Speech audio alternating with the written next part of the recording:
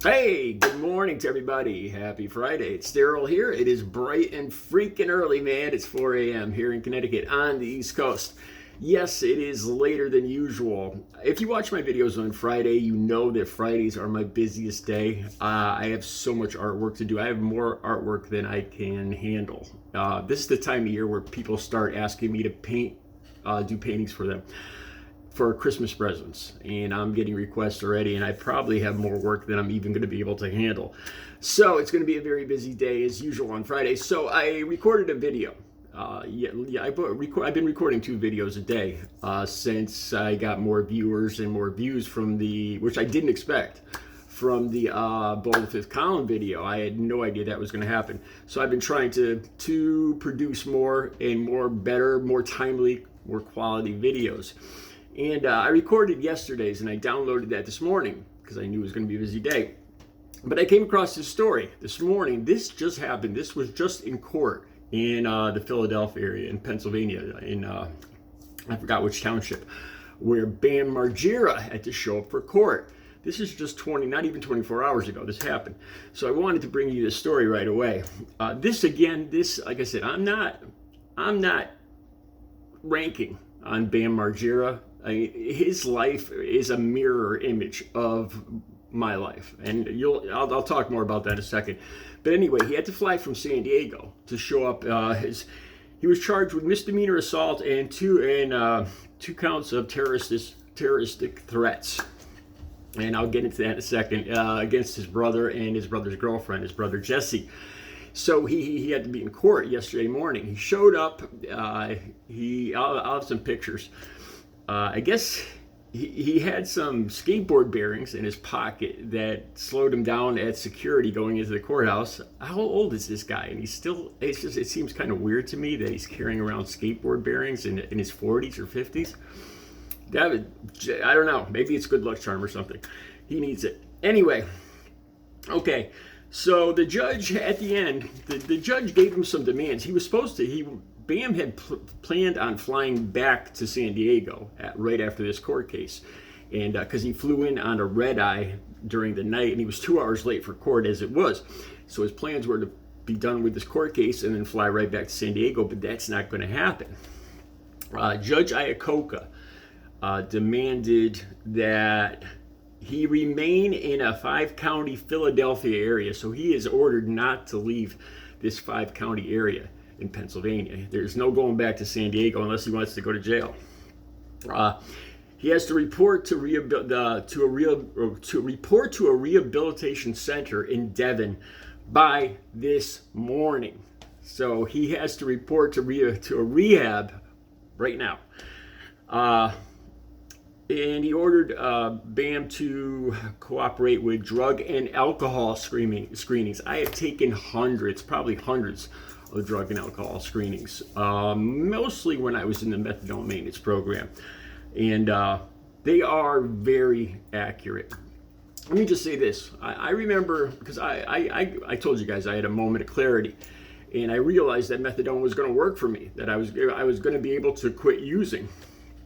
And so I quit on October 23rd, 2006. I had tried to get away with using here and there, and I got caught the next day. I got a random write-off the next day every time. And I decided to follow the rules. And once I started following the rules, I heard other people in line, like as I was waiting in the methadone clinic, and I always heard people saying, "Oh, I got a false urine. You know, it's bull, man. You know, I'm not dirty. You know." So I was always scared that I was going to get a false urine. All the time I was there for years, I was going to that clinic for years, and I never once got a false positive. There was a mistake with my name supposedly and another phone number, but I'll get into that somewhere else. Anyway, they're very accurate. So he's subjected to alcohol and drug screenings. Okay, so this is more in depth because I didn't know. I remember the story that he was partying at Castle Bam in Philadelphia, and he was getting more and more inebriated. There was a dispute between him and his brother's girlfriend, and he got in a fight in some kind of altercation, and then the police were called, and he ran and hid out in the woods. You guys all remember that story. This is a little more descriptive. Jesse his brother actually describes some of the stuff, and it makes me feel sad for Bam. It just reminds me of myself so much. All right, so here's some of what happened. Jesse said he was scared because this is a quote. He didn't know if Bam was going to tell him a funny story or stab him with a whiskey bottle. All right. It says the morning of the assault, Jesse woke, that's his brother, woke to find a threatening note signed by Bam on his bedroom door, threatening him if he even thought of calling the police. Jesse then walked downstairs to find his brother, Bam. Check this out. Writing in his own alphabet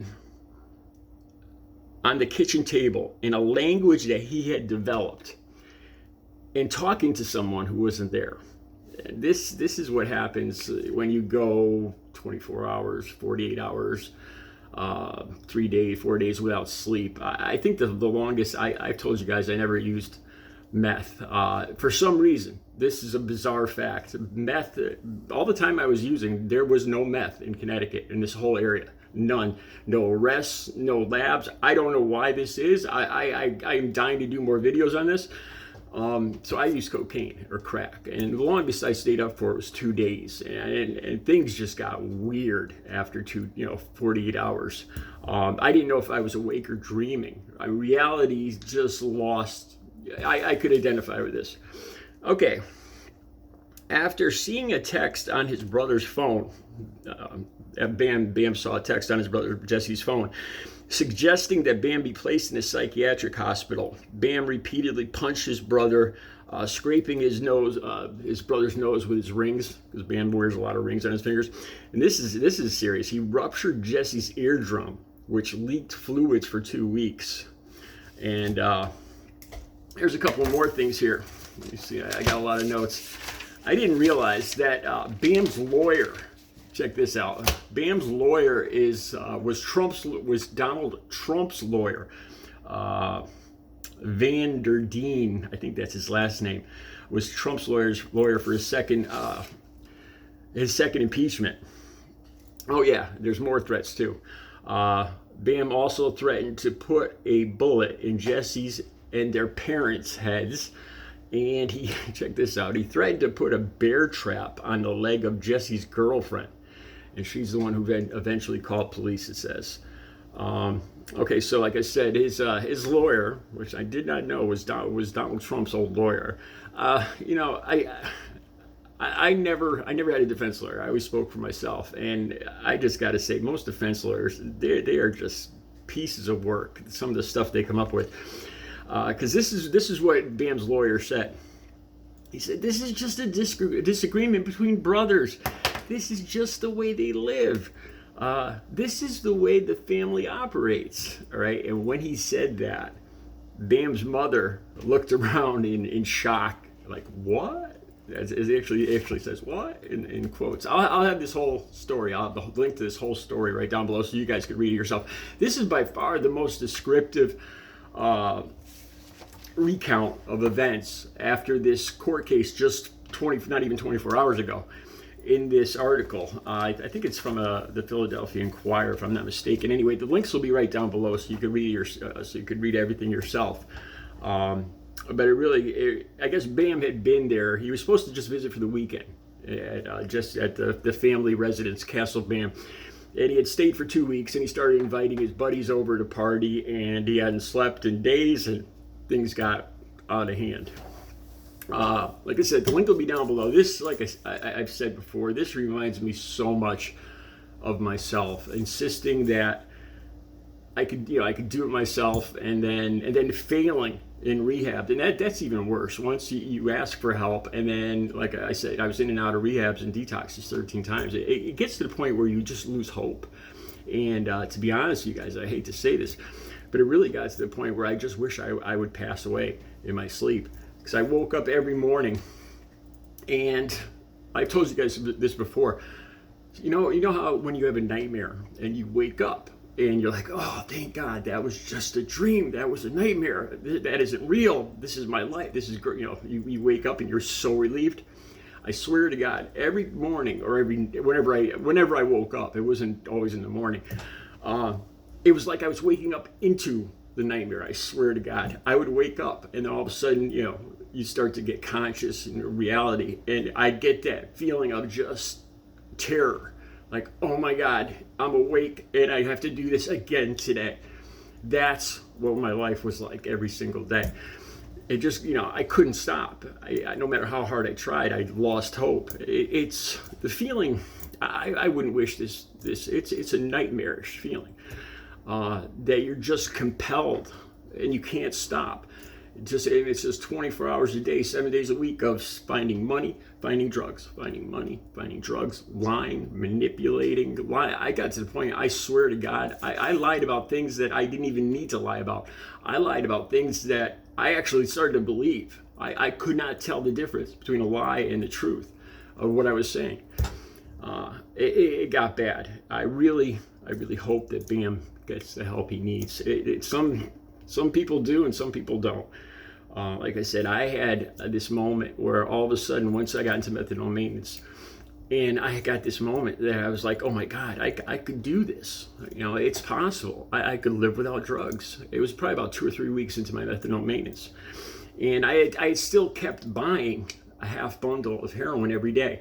Even though the methadone was blocking the heroin, I had continued to get together like $30 or $50 worth to go get 5 bags of heroin every day, even though the heroin was being blocked and it wasn't working at all. And I knew it wasn't working, but I was just it was so stupid. I was literally throwing away like $35 to $50 every single day, getting this, risking my freedom, committing a felony, going and buying it, using it, and the methadone would just block it. So there wouldn't be any buzz. And I knew that, and I still kept doing it. That's the insanity of addiction.